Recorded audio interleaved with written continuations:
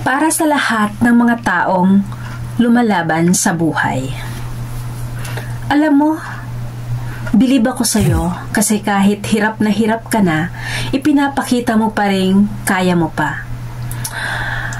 Kasi ayaw mo silang mag-alala.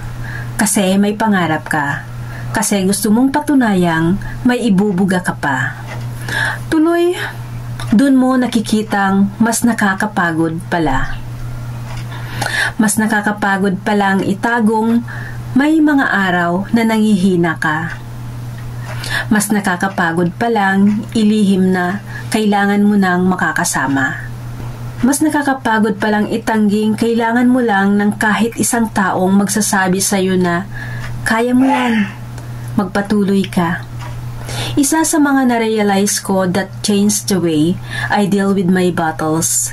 Hindi ako lumaban mag-isa. I fight in faith. Lumaban ako kasama ang Panginoon.